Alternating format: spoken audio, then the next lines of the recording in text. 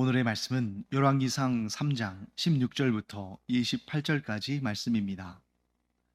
그때에 창기 두 여자가 왕에게 와서 그 앞에 서며 한 여자는 말하되 내 주여 나와 이 여자가 한 집에서 사는데 내가 그와 함께 집에 있으며 해산하였더니 내가 해산한 지 사흘 만에 이 여자도 해산하고 우리가 함께 있었고 우리 둘 외에는 집에 다른 사람이 없었나이다. 그런데 밤에 저 여자가 그의 아들 위에 누움으로 그의 아들이 죽으니 그가 밤중에 일어나서 이 여종 내가 잠든 사이에 내 아들을 내 곁에서 가져다가 자기의 품에 누이고 자기의 죽은 아들을 내 품에 누였나이다. 아침에 내가 내 아들을 젖 먹이려고 일어나 본즉 죽었기로 내가 아침에 자세히 보니 내가 낳은 아들이 아니더이다 하매 다른 여자는 이르되 아니라 산 것은 내 아들이요 죽은 것은 내 아들이라 하고 이 여자는 이르되 아니라 죽은 것이 내 아들이요 산 것이 내 아들이라 하며 왕 앞에서 그와 같이 쟁론하는지라. 왕이 이르되 이 여자는 말하기를 산 것은 내 아들이요 죽은 것은 내 아들이라 하고 저 여자는 말하기를 아니라 죽은 것이 내 아들이요 산 것이 내 아들이라 하는도다 하고 또 이르되 칼을 내게로 가져오라 하니 칼을 왕 앞으로 가져온지라. 왕이 이르되 산 아이를 둘로 나누어 반은 이 여자에게 주고 반은 저 여자에게 주라. 그 산 아들의 어머니 되는 여자가 그 아들을 위하여 마음이 불붙는 것 같아서 왕께 아뢰어 청하건대 내 주여 산 아이를 그에게 주시고 아무쪼록 죽이지 마옵소서 하되 다른 여자는 말하기를 내 것도 되게 말고 내 것도 되게 말고 나누게 하라 하는지라.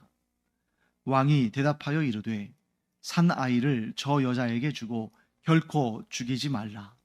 저가 그의 어머니니라 하매 온 이스라엘이 왕이 심리하여 판결함을 듣고 왕을 두려워하였으니 이는 하나님의 지혜가 그의 속에 있어 판결함을 범이더라. 솔로몬이 기브온 산당에서 하나님께 일천 번제를 드린 다음에 하나님께서 그의 꿈에 나타나셔서 너는 나에게 무엇을 구할 것이냐? 내가 줄 것이니 말해보거라 하고 말씀하셨죠. 그때 솔로몬은 하나님의 말씀을 듣는 마음을 구했습니다. 자신이 이제 이스라엘의 왕으로 다윗의 뒤를 이어서 이스라엘의 왕으로 세워졌는데 자기 자신은 아이와 같다. 내가 이 수많은 백성들을 판결해야 되는데 나는 도무지 그 일을 할 수가 없으니 하나님께서 하나님의 말씀을 듣는 마음을 주셔서 하나님의 말씀을 깨닫고 하나님의 말씀대로 사람들을 판결하고 다스리기를 원한다. 이런 마음을 담아 하나님께 소원을 아뢰었습니다. 그때 하나님께서 솔로몬의 그 마음을 기쁘게 여기시고 그가 구한 지혜를 주셨을 뿐만 아니라 그가 구하지 않은 부귀와 영화도 더불어 주셨습니다. 자, 그리고 오늘 이제 우리가 보는 본문은 바로 그 본문 다음이죠. 솔로몬이 하나님께 지혜를 구해서 지혜를 얻은 다음 그 지혜가 과연 어떤 것인가? 곧 하나님께서 솔로몬에게 주신 지혜가 어떤 것인가 하는 것을 아주 구체적인 하나의 실예를 들면서 설명하고 또 보여주는 것입니다. 그래서 오늘 본문에 나오는 이 사건은 그 솔로몬의 판결 해가지고 기독교 신앙이나 유대교 신앙을 갖지 않은 사람들에게도 너무나 잘 알려져 있는, 아마도 고대로부터 현재에 이르기까지 어떤 개별 재판에 대한 내용으로는 전 세계 모든 사람들이 전 세계의 모든 지역의 사람들이 가장 많이 알고 있는 그러한 판결일 것입니다. 자, 보통 이스라엘에 있어서 이 재판은 기본적으로 각 지방의 즉 각 성읍의 장로들이 담당을 했습니다. 예를 들면 유다 지파의 베들레헴이다. 그러면 그 베들레헴의 장로들, 즉 베들레헴에 그 지도자들이 있을 거 아닙니까? 그래서 뭐 연륜도 있고 사회적으로 또 존경도 받고 인정도 받는 사람들, 그 장로급 인사들이 이제 모여서 재판을 하고, 또 6개의 도피성이 있었죠. 도피성은 레위인들에게 주어진 성읍이기 때문에 그 도피성으로 피한 자에 대한 판결은 그 레위인들 가운데, 도피성에 있는 레위인들 가운데 장로들이 행했죠. 여기서 장로들은 지도자들을 말하는 것입니다. 그리고 아주 중요한 판결, 혹은 너무나 복잡하고 어려워서 이 지방 차원에서는 좀 감당할 수 없는 그러한 판결의 경우는 왕이 판결하는. 왜냐하면 이스라엘의 그 인구가 이 당시만 하더라도 수백만 명에 이르렀는데, 이 사람들에 대한 모든 판결을 왕이 다 하려면 감당할 수 없잖아요. 그래서 선례가 있죠. 광야에 40년 동안 유랑생활 할 때, 출애굽 이후에 광야에서 40년 동안 유랑생활 할 때 처음에는 모세가 모든 판결을 다 하지 않았습니까? 그러니 성인, 남성, 장정만 60만이니 그때도 뭐 한 200만 명 이상은 족쇄됐을 그 인구에 얼마나 많은 송사들이 있겠어요? 그것을 모세가 다 혼자 감당하니까 너무 지쳐서 힘들어서 탈진할 지경이니까 그의 장인 이드로가 조언을 하죠. 당신 혼자 다 할 수 없다. 그러니 이 일을 좀 분배해서 나눠라.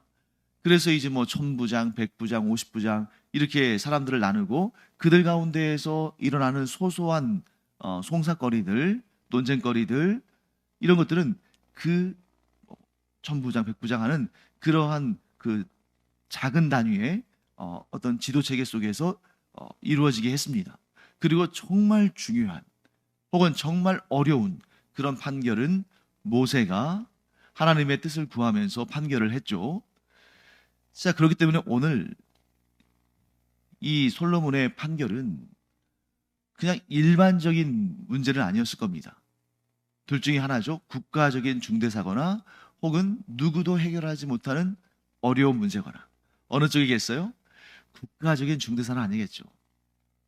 왜냐하면 지금 이 소송을 건 사람들은, 자, 오늘 본문의 말씀 보시면 16절 말씀 보시면 창기 두 여자라고 했잖아요. 창기 두 여자 사이에 지금 서로 네가 옳으니 내가 옳으니 하고 싸우는 이러한 일이 국가적인 중대사는 아니죠. 아마도 제 생각에는 그렇기 때문에 이 문제가 이 두 여자가 거주하는 성읍에서 먼저 다루어졌을 겁니다. 그런데 아무도 판결을 못해요. 왜? 서로 자기가 옳다고,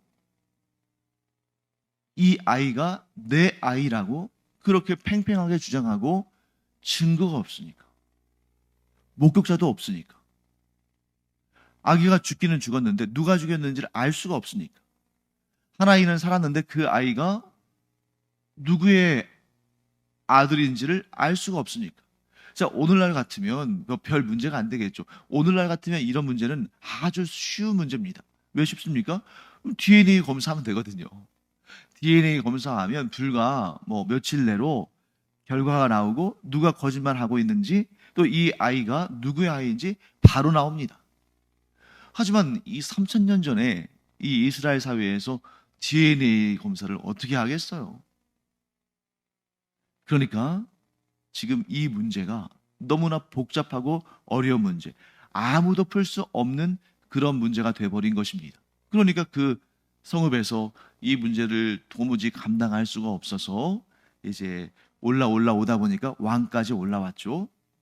또 한 가지, 이 본문을 보면서 이 16절 말씀에 그때의 창기 두 여자가 왕에게 와서 그 앞에 서며 했을 때 참 대단하다는 생각을 하지 않습니까? 자, 솔로몬의 지혜도 대단하지만 아무도 풀지 못하는 이 문제를 풀어낸 솔로몬의 지혜도 대단하지만 이 이스라엘의 사회체계, 자, 이스라엘의 사회체계는 무엇을 따라 구성됩니까? 하나님의 율법을 따라. 하나님의 율법을 따라서 구성되어지는 이 사회체계가 얼마나 대단한지를 알 수 있어요. 자, 왜냐하면 창기라는 것을 보면 이 두 명의 여인은 아마 이 이스라엘 가운데에서도 가장 사람들에게 멸시를 당하고 소외당하고 부정한 사람들로 여겨지는 사람들일 것입니다. 그렇잖아요. 창기라고 지금 분명히 기록되어 있으니까. 그런데 이 창기들이 감히 어떻게 왕을 아련할 수 있는가? 자, 우리나라 조선시대라면 이게 가능하겠습니까? 예를 들면 기생 두 명이 자기들의 문제로 인해서 그 소송을 왕에게까지 요구해서 왕을 직접 만나서 왕의 판결을 듣는다는 거. 이거 상상할 수도 없는 일이죠. 그런데 지금 이 이스라엘에서는 어떤 일이 벌어지고 있습니까? 두 명의 창기인 여성들 사이에 일어난 문제를 왕에게 소송을 걸어서 왕 앞에 와서 그 판결을 받을 수 있다는 것은 이 사회가 얼마나 인권적으로나 또 평등의 문제에 있어서나 그 주변에 있는 어떤 나라와 민족과도 비교할 수 없는 대단한 수준이었음을 알게 되는 거죠. 왜 그렇습니까? 하나님께서 이스라엘 백성들을 택하셔서 선민, 곧 택하신 민족, 택하신 나라로 세우실 때에는 그 당시 이스라엘이죠. 이스라엘 사람들 내에서는 지위 고하를 막론하고 모두가 다 하나님의 백성들이니 너희는 사람 위에 사람 밑에 사람을 두는 그러한 차별과 불평등을 행하지 말고 누구의 목소리든지 들어주고 누구의 억울함이든지 풀어주는 그런 마음을 가져라. 너희가 이스라엘 형제 자매 중에 누구에게도 해를 끼치지 말고 억울하게 하지 말고 혹 억울한 일을 당한 자가 있으면 힘써서 그 억울함을 풀어줘라. 즉 하나님의 공평과 정의가 이 나라 안에 충만히 임하도록 하라. 이게 하나님의 뜻이거든요. 그러니까 비록 창기라 할지라도 왕은 그들의 억울함과 그들의 문제를 해결해 줘야 하는 것입니다. 왜? 왕도 하나님의 백성이고 이 창기들도 하나님의 백성들이니까. 자, 그래서 그들이 자신들의 문제를 가지고 왕에게 왔습니다. 그 문제는 우리가 잘 알죠. 이 두 명의 창기가 한 집에 살았는데 아마 그 창기들이 모여 사는 집이었을 가능성이 크죠. 그런데 아기를 낳습니다. 아마 이 두 명의 창기는 한 3일 간격을 두고 아기를 낳았는데 그 아기의 아버지가 누군지도 모를 거예요. 모를 수도 있습니다. 그런 상황에서 아기를 낳는데 그래도 감사하게 이 여인들이 아기를 낳아서 키우겠다고 결정한 건 참 그래도 그나마 감사한 일이죠. 자, 그런데 한 여인이 잠을 자다가 일부러 그런 건 아니에요. 실수로 그 아기를 덮쳐서 그 아기가 아마도 질식사를 한 것 같습니다.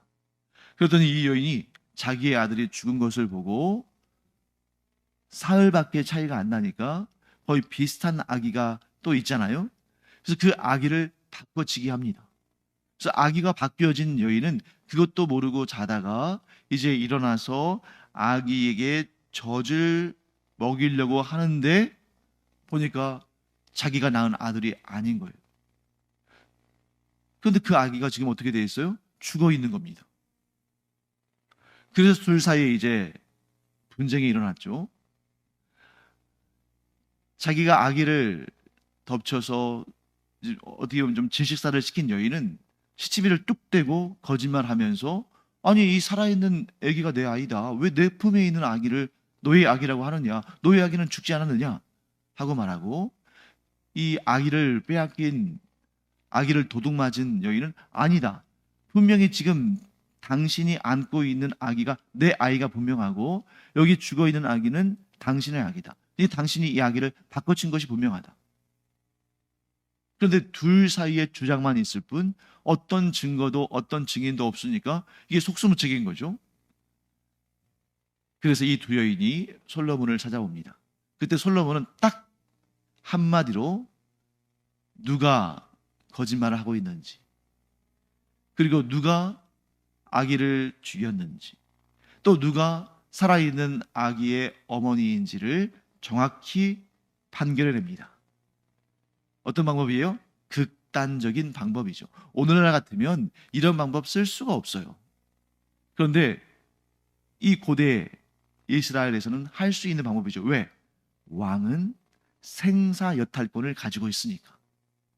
그래서 왕이 뭐라고 말합니까? 실제로 그렇게 하려고 한 것이 아니라 시험하는 거죠.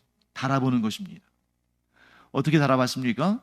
그 아기를 데려다가, 살아있는 아기를 데려다가 반으로 나눠서 각각 한쪽씩, 반쪽씩 두 여인에게 나눠줘라 합니다.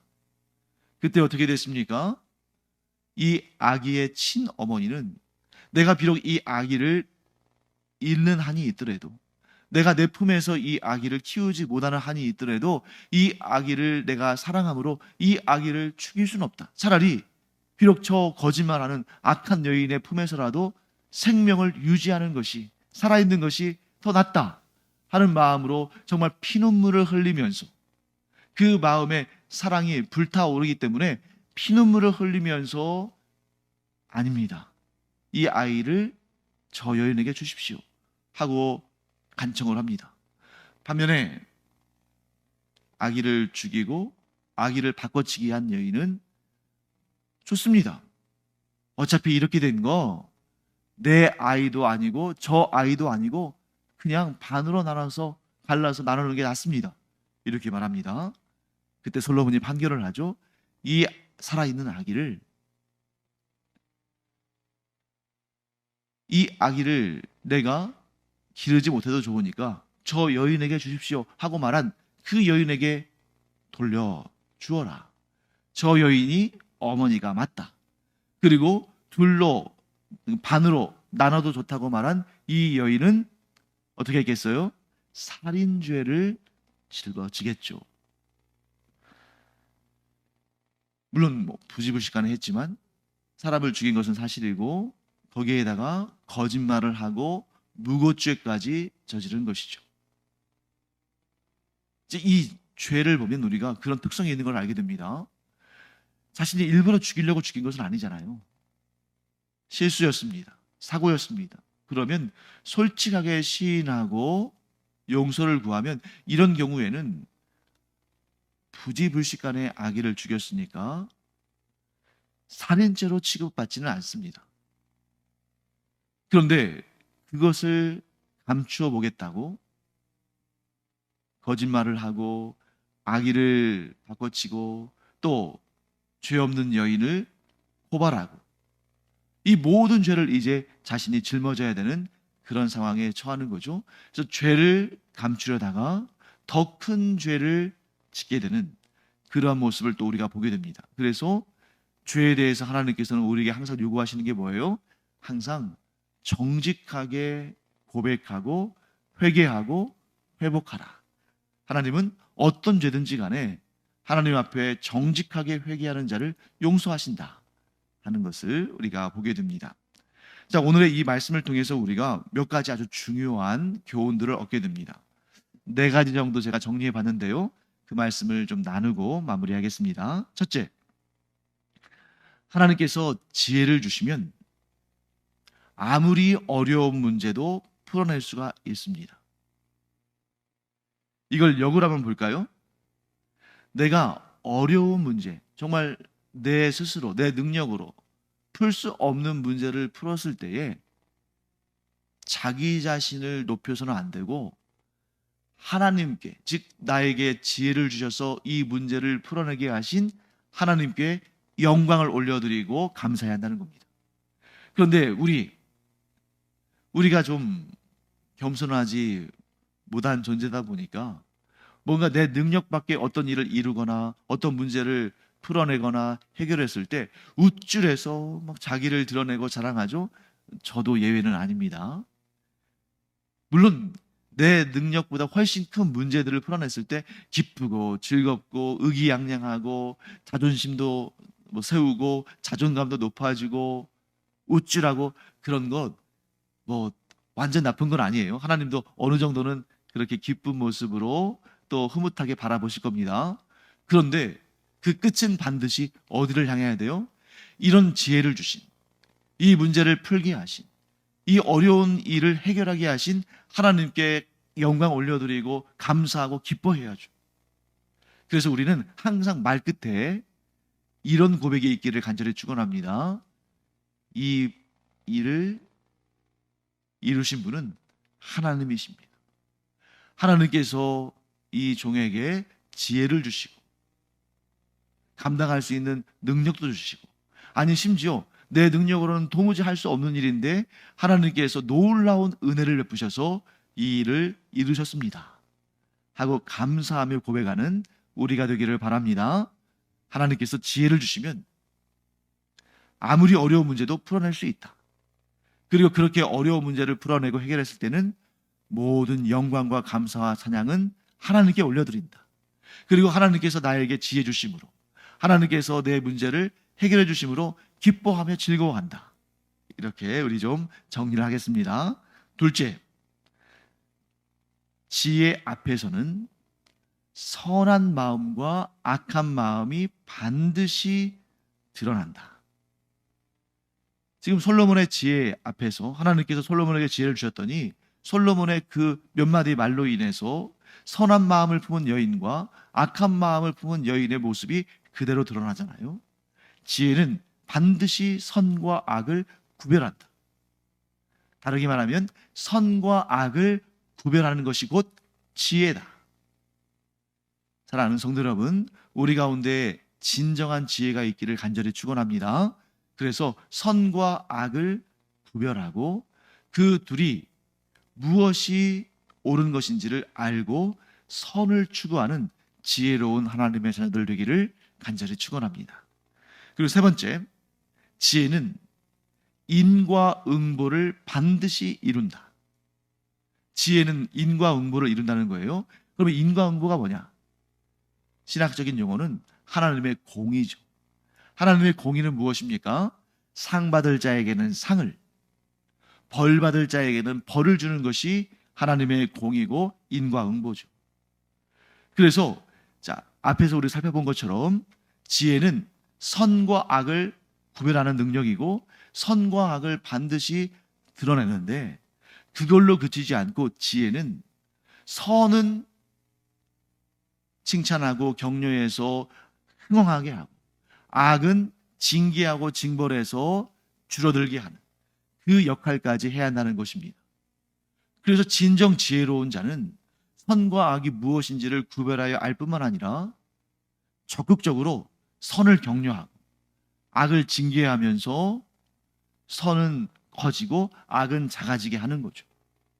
그래서 우리가 자녀들을 양육할 때에도 지혜로워야 되는 것이, 만일 어떤 아이가 어떤 일에 대해서 좋은 결과를 가져왔어요.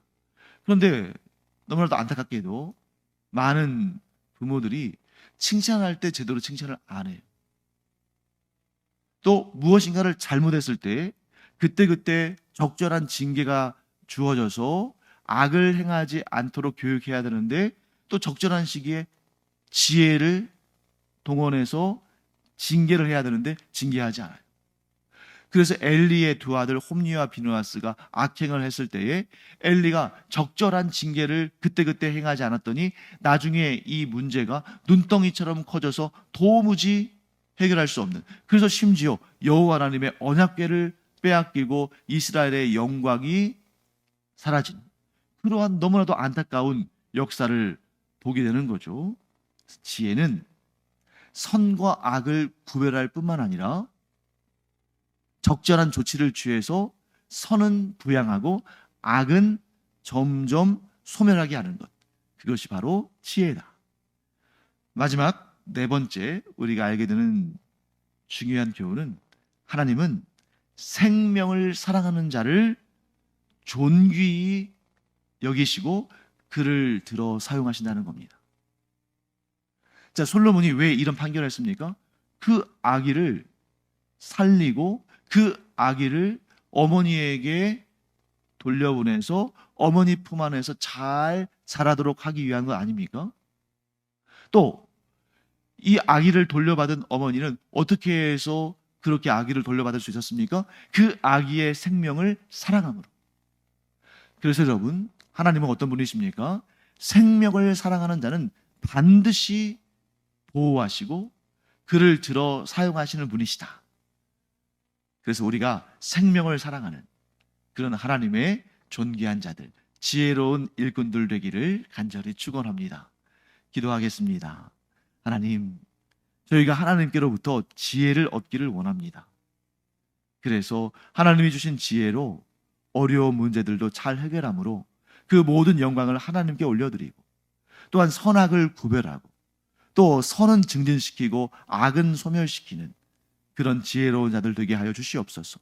무엇보다 지혜의 근본인 생명을 사랑하는 마음, 또 그 생명을 주신 하나님을 경외하는 마음을 갖는 저희들 되게 하여 주시옵소서.